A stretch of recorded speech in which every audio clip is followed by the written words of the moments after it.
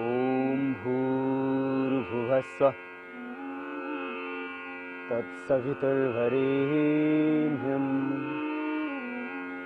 भर्गो देवस्य धीमहि धियो यो नः प्रचोदयात्। ॐ योगेन चित्तस्य पदेन वाचा मलं शरीरस्य च वैद्यकेन योपाकरोत्तं प्रवरं मुनीनां पतञ्जलिं प्राञ्जलिरानतोऽस्मि। ॐ सर्वे भवन्तु सुखिनः सर्वे सन्तु निरामयाः सर्वे भद्राणि पश्यन्तु मा कश्चित् दुःखभाग् भवेत्।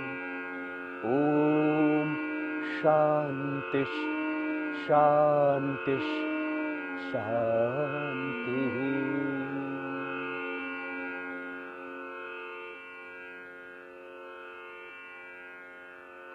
योग में क्या क्या भ्रांतियां हैं, क्या खतरे हैं और क्या क्या सावधानियां,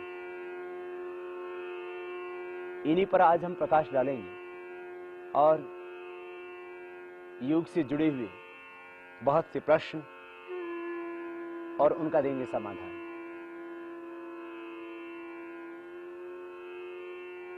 क्योंकि योग एक बहुत बड़ी विद्या, एक बहुत बड़ा शास्त्र।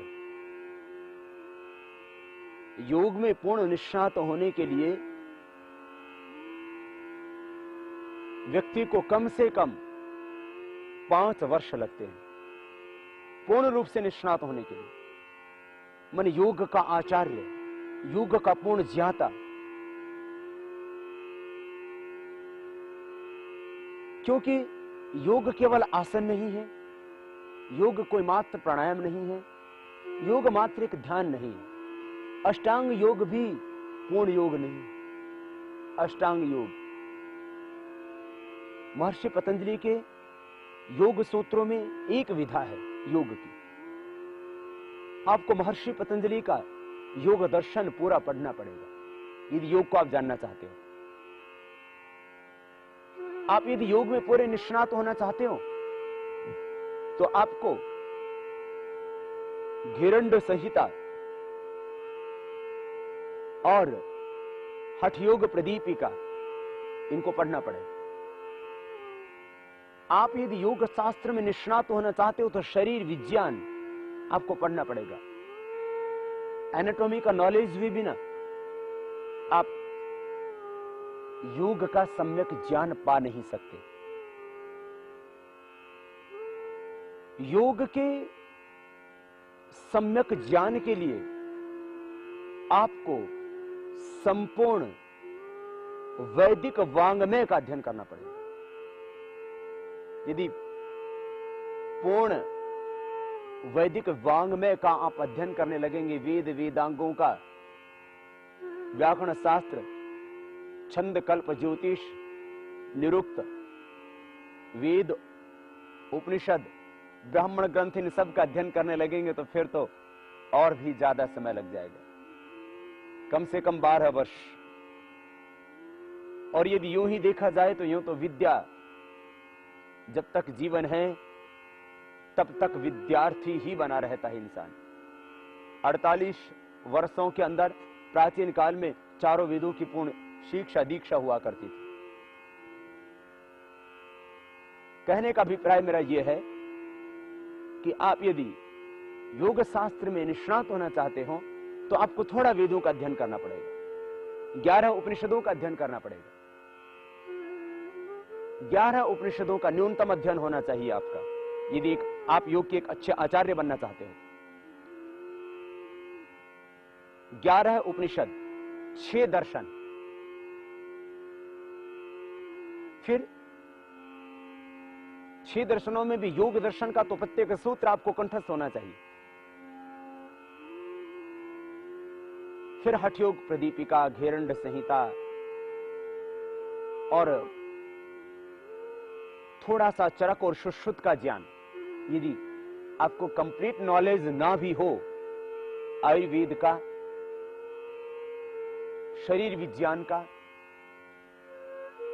तो चरक और सुश्रुत का थोड़ा सा ज्ञान आपको जरूर होना चाहिए। उसके बिना आप योग शास्त्र में निष्णात हो ही नहीं सकते। जिस तरह से झोला छाप डॉक्टर मरीज का नुकसान करता है, ऐसे ही कुछ पार्क छाप योगाचार्य भी आपका नुकसान कर सकते हैं। माने योग के बारे में पूरा ज्ञान नहीं और बस 2-4 प्राणायाम सीखे, 2-4 आसन सीखे, थोड़ा टांग ऊपर नीचे करना सीखा, चक्रासन लगा लिया, थोड़ा शीर्षासन लगा लिया, सर्वांगासन कर लिया, पश्चिमतानासन कर लिया, श्वास भरना और छोड़ना सीख लिया, बोले मैं भी योगी। मैं नहीं कहता कि वो योगी नहीं है, लेकिन कम से कम एक होता है कम से कम ज्ञान, और अधिकतम ज्ञान की तो कोई सीमा ही नहीं है। कम से कम परिज्ञान आपको होना चाहिए योग का। न्यूनतम योग्यता और अधिकतम योग्यता किसी भी विषय की मानी जाती है। अधिकतम यद्यपि कोई अंतिम सीमा नहीं होती है, परंतु एक क्वालिफिकेशन, एक क्षमता, एक योग्यता, साधु बनने के लिए भी एक योग्यता होती है। ये दुर्भाग्य है आज धर्म सत्ता और राज्य सत्ता का। राजनीति में कोई क्वालिफिकेशन की जरूरत नहीं। जिसको जी में आता है वो सफेद कपड़े पहन करके राजनीति में कूद जाता है। राजनीति में आज भी योग्य पुरुष है, लेकिन राजनीति में जाना है तो उसकी एक योग्यता होनी चाहिए, उसकी क्वालिफिकेशन होनी चाहिए। ऐसे किसी को संत बनना है तो साधु की क्वालिफिकेशन होनी चाहिए। ये नहीं कि 2 रुपए का रंग लिया और ओढ़ लिए कपड़े भगवे, बन गए बाबा जी, बन गए साधु, बन गए सन्यासी। इससे सन्यास की गरिमा घटती है। हर एक क्षेत्र में, हर एक विद्या में उसकी गरिमा होती है, उसकी पात्रता होती है, उसकी योग्यता, क्षमता होती है। सन्यास की क्षमता केवल ज्ञान भी नहीं है, वहां पर वैराग्य, पराविद्या, अपराविद्या दोनों का ज्ञान होना चाहिए। परा और अपरा विद्याओं के ज्ञान के बिना यदि कोई सन्यासी बनता है, कोई गुरु बनता है, तो वह भ्रम फैलाएगा, वह पाखंड फैलाएगा, वह आडंबर फैलाएगा, वह धर्म के नाम की दुकान चलाएगा। उससे धर्म और संस्कृति की भी हानि होगी और बहुत से लोग भ्रमित होकर के अपने जीवन को अंधकार में बनाएंगे। इसलिए योग्यता, क्षमता जैसे एक डॉक्टर बनने के लिए होती है, जैसे एक आयुर्वेद या एलोपैथ या होम्योपैथ में कोई चिकित्सक बनता है, तो उसकी एक क्षमता, एक योग्यता निर्धारित की गई है, कितनी उसकी क्वालिफिकेशन होनी चाहिए। ऐसी एक आचार संहिता योग के शिक्षक की भी होनी चाहिए। आज भोग को योग प्रचारित किया जा रहा है। जिनके जीवन में संयम, तप, त्याग नहीं, वो यदि योग सिखाएंगे तो कहां योग जीवन के अंदर उतर पाएगा। जब स्वयं के जीवन में योग नहीं, योग माने संयम, योग माने तप, योग माने त्याग, योग माने वैराग्य, योग माने ज्ञान का उच्च स्तर, योग माने चेतना का उच्च स्तर, योग माने एक उन्नत चरित्र वाला व्यक्तित्व। अब जिसका उन्नत चरित्र ना हो, जिसमें तप, त्याग, वैराग्य ना हो, जिसके पास में सम्यक दृष्टि, विवेक ना हो, जो स्वयं स्थित प्रज्ञ ना हो, वो कैसा योगी? वो योग के नाम पर भोग ही फैलाए। इसलिए योग की एक न्यूनतम शिक्षा, योग की न्यूनतम अपात्रता, और केवल वह ज्ञान के स्तर पर ही नहीं, वह आचरण के स्तर पर और भी ज्यादा महत्वपूर्ण होगा। तभी योग प्रतिफलित होगा, तभी योग का प्रभाव आएगा, तभी योग प्रचारित होगा, तभी योग की स्वीकार्यता होगी। इसलिए न्यूनतम योग्यता योग की, कोई आचार्य बन करके यदि योग सिखाना चाहता है तो कम से कम उसको 5 वर्ष, और यदि योग की पूर्ण शिक्षा दीक्षा में वह दीक्षित होना चाहता है तो उसको लगभग 10 से 12 वर्ष लगेंगे। 5 से 12 वर्ष